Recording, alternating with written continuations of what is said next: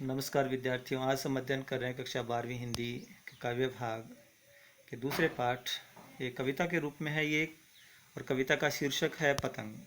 प्रसिद्ध कवि आलोक धनवा जी द्वारा रचित ये कविता है, जिसका अध्ययन आज हम करने जा रहे हैं। इसका अध्ययन करने से पहले आइए हम जानते हैं कवि आलोक धनवा जी का परिचय।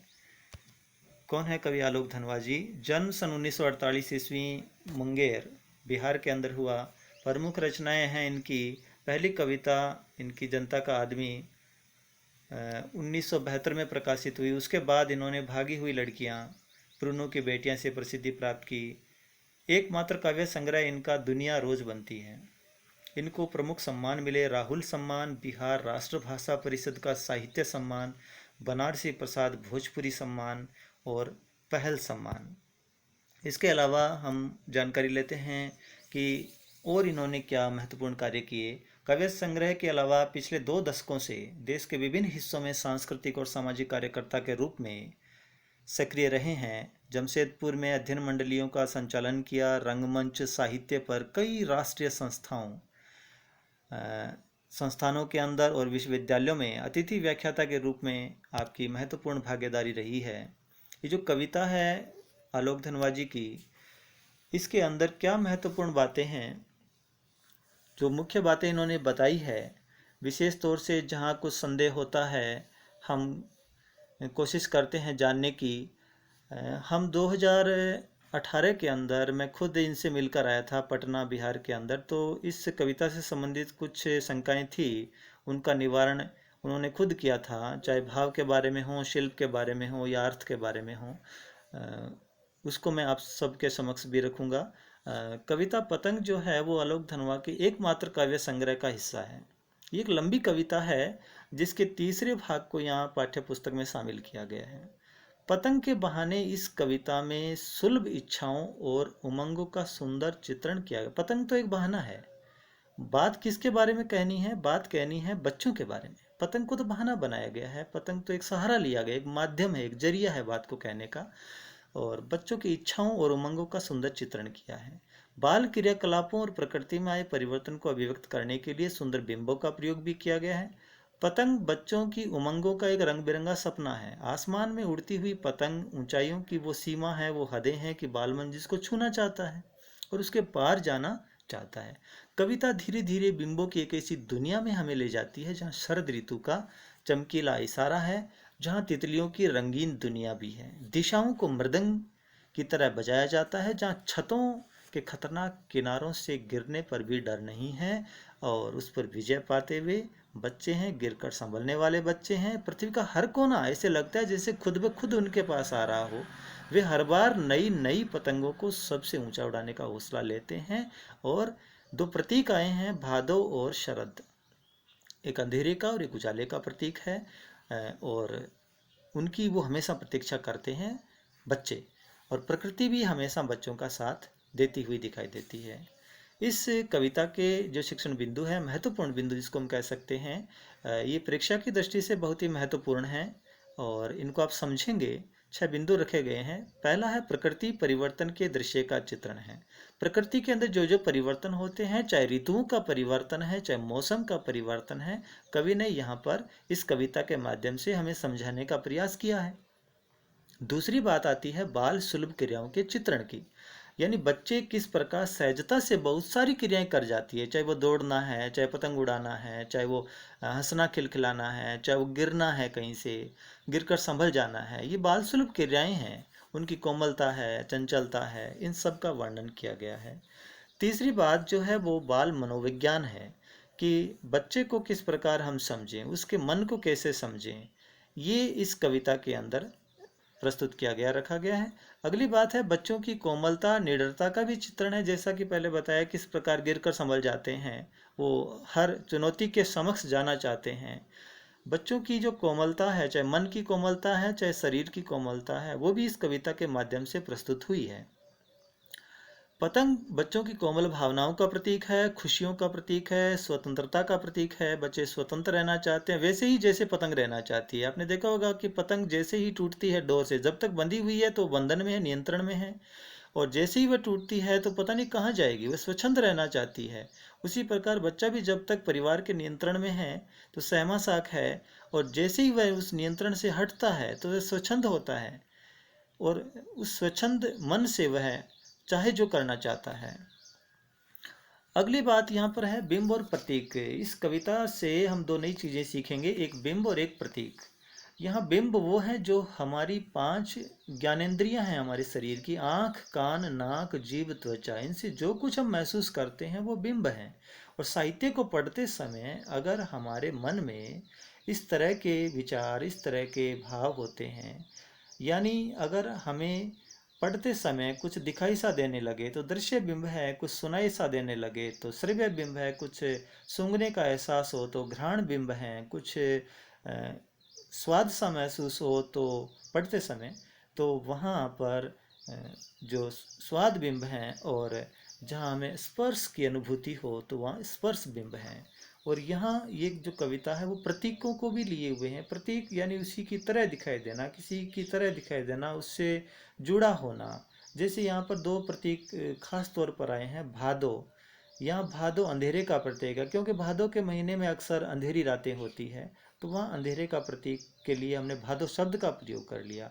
और शरद उजाले का प्रतीक है, क्योंकि शरद के मौसम में हमेशा चमक होती है, आसमान में खुलापन होता है, वातावरण बहुत शांत होता है। तो जब इस तरह का माहौल होता है तो उसको हम शरद कह सकते हैं, तो एक प्रकार से उसको नाम दे दिए गए हैं। आगे हम अध्ययन करते हैं, इस कविता का शिक्षण करते हैं। सबसे तेज बौछारें गई। देखिए, शिक्षण करते समय मुख्य तौर से हम बातें जो ध्यान में रखेंगे वो एक तो है शब्दों के अर्थ, दूसरा कविता का अर्थ, तीसरा भाव, और चौथी है शिल्प। इन चारों चीज़ों को ध्यान में रखते हुए हम कविता का शिक्षण करेंगे। तो भादो, भादो एक महीना होता है, भाद्रपद इसको कहा गया है। तो भादो का महीना जिसमें बहुत तेज बारिश होती है, बौछारें पड़ती है, और कठिन शब्द ज़्यादा नहीं है इस कविता के अंदर। अब हम इसमें देखेंगे शिल्प की बातें। यहाँ भादो प्रतीक है अंधेरे का। उसके बाद खरगोश की आंखों जैसा लाल सवेरा, यहाँ उपमा अलंकार है, जैसा शब्द आ गया है। खरगोश की आंखों जैसे, जैसा बताया गया है सवेरे को, खरगोश की आंखों जैसा लाल सवेरा। उसके बाद है यहाँ पर इसी के अंदर खरगोश की आंखों जैसा लाल सवेरा, यहाँ पर दृश्य बिंब है, यानी हमें जब पढ़ते हैं तो दिखाई सा देने लग जाता है, तो उसको कहते हैं खरगोश की आंखों जैसा लाल सवेरा, यानी दृश्य बिंब है। अब हम अर्थ करते हैं कि सबसे तेज बौछारें गई, भादो गया। प्रकृति में परिवर्तन है, कवि ने यहाँ प्रकृति में परिवर्तन बताया है, और प्रकृति के परिवर्तन से किस प्रकार बच्चे प्रभावित होते हैं। सबसे तेज बौछारें अब चली गई है, भादो भी चला गया है, अर्थात वो एक मुश्किल का समय था वो निकल गया है। सवेरा हुआ, सवेरा होना अपने आप में एक उजाले का प्रतीक है, खुशियों का प्रतीक है। खरगोश की आंखों जैसा लाल सवेरा, और सवेरा भी ऐसा चमकीला जिसमें सब कुछ साफ और स्वच्छ दिखाई हमें देता हो। उसके बाद जो पंक्तियां हैं उसको हम देखेंगे। शरद आया पुलों को पार करते हुए। शरद एक मौसम है, शरद जो हम अमूमन देखते हैं अक्टूबर के महीने के आसपास का जो मौसम होता है उसको शरद का मौसम कहा गया। न तो ज़्यादा सर्दी होती है और न बारिश का मौसम होता है, यानी बारिश के बाद का जो मौसम होता है उसको शरद कहा गया है। और जो बारिश से आसमान, वातावरण, प्रकृति सब कुछ धुल चुका होता है तो उसमें एक चमक होती है वातावरण में। तो उसके बारे में यहाँ बताया गया कि शरद आया पुलों को पार करते हुए। और पुल कौन से हैं? ऋतुओं के पुल हैं, क्योंकि वो अनेक ऋतुओं से, अनेक मौसमों के चक्र से होता हुआ अब आया है, और तेजी से आया है अपनी नई चमकीली साइकिल तेज चलाते हुए। मौसम तेजी से आया है अपनी नई चमकीली, नई चमकीली इसलिए कहा गया क्योंकि वातावरण में चमक है, उजाला है, बारिश से आसमान सब कुछ प्रकृति धुल चुकी है। घंटी बजाते हुए जोर जोर से, यानी घंटी बजाते हुए जोर जोर से, ये थोड़ा सा गलत हो रखा है, घंटी बजाते हुए जोर जोर से है, बजाते हुए गलत आ रखा है पीछे। घंटी बजाते हुए जोर जोर से घंटी बजाना एक प्रकार से चेतावनी भी है, घंटी बजाना एक प्रकार से सचेत भी करना है और बुलाना भी है, आह्वान भी है। पतंग उड़ाने वाले बच्चों के झुंड को बुलाता है वो, चमकीले इशारों से बुलाते हुए। और किस प्रकार से बुलाता है? क्योंकि वातावरण में चमक है, और जब चमक होगी, खुशियाँ होगी, तो हर बच्चा अपने आप बाहर निकलेगा। और जब बाहर जब अंधड़ चल रहा हो या फिर अंधेरा हो तो कोई नहीं निकलेगा। आकाश को इतना मुलायम बनाते हुए, और वो वातावरण उस आसमान को इतना मुलायम बना देता है, इतना अच्छा बना देता है, इतना अनुकूल बना देता है कि पतंग ऊपर उड़ सके, अर्थात बच्चों की भावनाएं, बच्चों का मन किलोले कर सके, आनंद ले सकें। तो यहाँ पर जो खास बातें आई है शिल्प से संबंधित, वो एक तो शरद है, प्रतीक है उजाले का। यहाँ पर जो पुल हैं वो पुल हैं, ऋतुओं के पुल हैं। और नई चमकीली साइकिल के अंदर दृश्य बिंब हैं, जोर जोर से पुनरुक्ति प्रकाश अलंकार है। घंटी बजाने में श्रव्य बिंब हैं, चमकीले इशारों में दृश्य बिंब हैं, मुलायम बनाने में स्पर्श बिंब हैं, छूने का भाव आता है। आगे बढ़ते हैं हम, और आगे की जो पंक्तियां हैं वो कहती है कि दुनिया की सबसे रंगीन और हल्की चीज उड़ सके, दुनिया का सबसे पतला कागज उड़ सके, बांस की सबसे पतली कमानी उड़ सके, कि शुरू हो सके सीटियों, किलकारियों और तितलियों की इतनी नाजुक दुनिया। दुनिया की सबसे रंगीन और सबसे हल्की चीज किसको कहा गया है? पतंग को कहा गया है। क्योंकि इसलिए उनको उसको सबसे रंगीन कहा गया है क्योंकि उसको देखकर हर कोई खुश होता है। इतना रंग है उसके अंदर कि हर कोई खुश होता है, इतनी अच्छी लगती है। हल्की इसलिए कहा गया है क्योंकि महज एक पतले से धागे के सहारे उड़ रही है। सबसे पतला कागज क्योंकि वह आसमान में उड़ता है।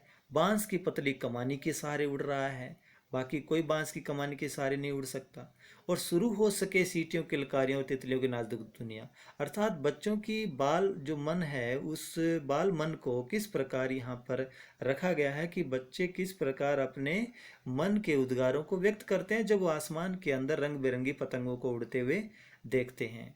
तो बाल मन की सुलभ जो इच्छाएं हैं, भावनाएं हैं, वो किस प्रकार पतंगों को देखकर आकर्षित होती है, ये बताने का यहाँ प्रयास कवि आलोक धनवा जी ने किया है। अगली पंक्तियां कहती है कि जन्म से ही वे अपने साथ लाते हैं कपास। बच्चों के बारे में कहा गया कि जन्म से ही वे अपने साथ लाते हैं कपास। बच्चों का कपास लाने से क्या संबंध है कि बचपन जन्म से ही वो अपने साथ कपास लेकर आते हैं? इसका मतलब ये है कपास मुलायम होती है, कपास कोमल होती है, कपास जो है वो स्वच्छ है। उसी प्रकार बच्चा मुलायम होता है शरीर से, मन से। इसके अलावा बच्चा जो है उसका मन साफ होता है, जिस प्रकार कपास साफ होती है। बच्चे का मन स्वच्छ होता है, मन कहीं से मेला नहीं है, जन्म से ही वो अपने साथ, अच्छा जन्म से ये गुण लेकर आते हैं वो। पृथ्वी घूमती हुई आती है उनके बेचैन पैरों के पास। पृथ्वी घूमती हुई अर्थात उन्हें ऐसे लगता है कि हम नहीं दौड़ रहे हैं, पृथ्वी खुद आ रही है हमारी। इतने उतावले, इतने चंचल होते हैं। बच्चों की चंचलता का, उतावलेपन का वर्णन है। जब वे दौड़ते हैं बेसुध होकर के, बच्चे जब भी दौड़ते हैं बेसुध दौड़ते हैं, अर्थात उन्हें कोई होश नहीं होता है कि हमारे लग जाएगी। छतों को भी नरम बनाते हुए, जो कठोर से कठोर छतें होती है उन पर भी वो आराम से भाग लेते हैं। उन्हें लगता है ये तो बहुत नरम है, क्योंकि जब हम लोग चंचलता में होते हैं, जब हम खुशियों में होते हैं, तो कठोर से कठोर चीज़ें भी हमें आहत नहीं करती हैं। दिशाओं को मृदंग की तरह बजाते हुए हर दिशा में चले जाते हैं, और हर दिशा उन्हें आसान लगती है, कोई कठिन नहीं लगती है। इसलिए यहाँ दिशाओं को मृदंग की तरह बजाना कहा गया है। देखिए कुछ भाषा मुहावरेदार लग रही है, दिशाओं को मृदंग की तरह बजाना यानी हर दिशा को आसान कर देना। इसके अलावा पृथ्वी का घूमते हुए आना, ठीक है, इसका मतलब बहुत सरल लगना हर चीज़। इसके बाद की जो पंक्तियां हैं उनको हम देखेंगे। जब वे पैंग भरते हुए चले आते हैं डाल की तरह लचीले वेग से अक्सर। जब वे पैंग भरते हुए आते हैं डाल के लचीले वेग से अक्सर, इसका मतलब है पैंग भरना। पैंग भरना क्या है? एक प्रकार से हिचकोले खाना है। जिस प्रकार झूले में पेंग भरी जाती है, आपने देखी होगी, झूले में जब झूला दिया जाता है तो वो पेंग भरना है। इसी प्रकार जब पतंग उड़ाते हैं बच्चे तो आगे पीछे हिचकोले खाते हैं धागे को खींचते हुए, तो उसको भी पेंग भरना कहा गया है। जब वे पेंग भरते हुए आते हैं लचीले वेग से, अक्सर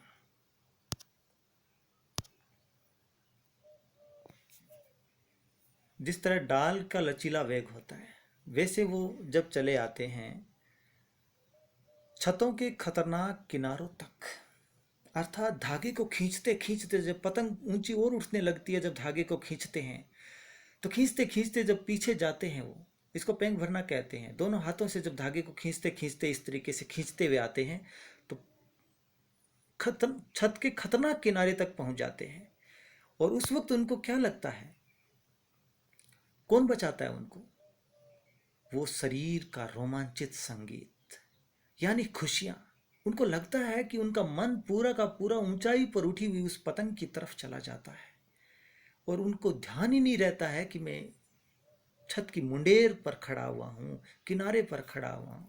उस वक्त उनको गिरने से बचाता है सिर्फ और सिर्फ उनके रोमांचित शरीर का संगीत। पतंगों की धड़कती हुई ऊंचाइयां उन्हें थाम लेती है महज एक धागे के सहारे। महज एक धागे के सहारे वो थमे रहते हैं वहां पर, नीचे नहीं गिरते हैं। वो कवि कह रहे हैं आगे कि पतंगों के साथ साथ वे भी उड़ रहे हैं। ऐसे लगता है जैसे पतंगों के साथ साथ वे भी उड़ रहे हैं अपने रंध्रों के सहारे। रंध्र कहा गया है जो हमारे शरीर पर रोमकूप होते हैं। जब हम खुश होते हैं तो ज़्यादा खुश होते हैं तो ये रोमकूप जो है वो खड़े हो जाते, इसको कहते हैं रंध्र खड़े हो गए हमारे। तो पतंगों के सहारे वे भी उड़ रहे हैं। पतंगों के सहारे उनका उड़ना मतलब बच्चों की भावनाओं का उड़ना, मन का उड़ना, कल्पनाओं की उड़ान है। तो यहाँ पर एक बात बनती है, प्रश्न बनता है कि पतंगों के साथ साथ बच्चे भी उड़ रहे हैं, ऐसा क्यों? या ऐसा कैसे कह सकते हैं? तो हम ऐसे कह सकते हैं कि पतंगों के साथ साथ बच्चों के उड़ने का मतलब है बच्चों की कल्पना की उड़ान, बच्चों की भावनाओं की उड़ान जो है, वो स्वतंत्रता की उड़ान जो है, वो एक तरह से पतंगों के साथ साथ बच्चों का उड़ना कहलाएगा। पतंगों के साथ साथ वे भी उड़ रहे हैं अपने रंध्रों के सहारे। अगर वे कभी गिरते हैं छतों के खतरनाक किनारों से, और कभी गिर जाए, मान लीजिए, वो गिरते भी हैं अक्सर बच्चे पतंग उड़ाते हुए और बच जाते हैं, तब तो और भी निडर होकर सुनहले सूरज के सामने आते हैं। यानी भय से एक तरह से उन्होंने भय पर विजय प्राप्त कर ली हो। जब कोई भय पर विजय प्राप्त कर लेता है तो दोबारा जब उस प्रकार का कार्य करने के लिए और ज़्यादा सजग हो जाता है और ज़्यादा उतावला हो जाता है, तो उसे लगता है कि पृथ्वी और भी तेज़ी से घूमती हुई आती है उनके बेचैन पैरों के पास। अब उनको लगता है कि अब तो और ज़्यादा पृथ्वी मेरे सामने आ रही है, घूमती हुई आ रही है, बेचैन होकर आ रही है, मुझे और ज़्यादा आगे बढ़ना चाहिए। अब इसके अंदर हम देखेंगे कुछ शिल्प सौंदर्य संबंधी बातें हैं। शिल्प की मुख्य बातें यहाँ पर जो बताई गई है वो हम देखेंगे। खास खास बातें देख लीजिएगा, बहुत ही महत्वपूर्ण है परीक्षा की दृष्टि से। हिंदी की खड़ी बोली का प्रयोग यहाँ पर किया गया है। मुक्त छंद, यानी छंद का कोई बंधन नहीं है, मुक्त छंद में लिखी है, लेकिन लय बहुत अच्छी है इस कविता की। उपमा अलंकार का प्रयोग किया गया है। खरगोश की आंखों जैसा लाल सवेरा में दृश्य बिंब है। खरगोश की आंखों जैसा लाल सवेरा में दृश्य बिंब का प्रयोग किया गया है। इसके अलावा तेज बौछारें जाना, चमकीली साइकिल चलाना, जन्म से कपास लाना, दिशाओं को मृदंग की तरह बजाना, यहाँ सब प्रतीक है। अब भादो, शरद, कपास, मृदंग, ये सब प्रतीकात्मक शब्द आए हैं। इसके अलावा यहाँ पर जो बिंब आए हैं, गति बिंब है, गतिज बिंब हम कह सकते हैं। जब वे पेंग भरते हुए चले आते हैं डाल की तरह लचीले वेग से अक्सर, तो यहाँ पर बिंब का विधान किया गया है। और इसके साथ ही एक जगह जोर जोर से शब्द आया, वहाँ पुनरुक्ति प्रकाश अलंकार है। इसके अलावा मानवीकरण भी किया गया है। इसके अंदर शरद का मानवीकरण है कि शरद आया पुलों को पार करते हुए अपनी नई चमकीली साइकिल तेज चलाते हुए। तो यहाँ पर जो शरद है उसका जबकि शरद एक मौसम है, तो प्रकृति को मनुष्य की तरह काम करते हुए जब दिखाया जाए तो वह मानवीकरण होता है। तो यहाँ मानवीकरण अलंकार है, क्योंकि शरद कोई साइकिल नहीं चला सकता, शरद कोई खुद पुलों को पार करके नहीं आ सकता, लेकिन जब उसे ऐसा दिखाया गया है तो यह मानवीकरण है। इसके अलावा भाषा इसकी सरल और सहज और मुहावरेदार है। भाषा साधारण है और मिश्रित शब्दावली है, जिसमें तत्सम भी शब्द हैं, तद्भव भी हैं, ऐसे शब्दों का इन्होंने प्रयोग किया है। इस तरीके से आप लोगों ने ये पाठ बड़े ध्यान से सुना और बड़े मनोयोग से सुना, तो धन्यवाद करेंगे आप सभी का। इस पाठ को बड़े सुंदर तरीके से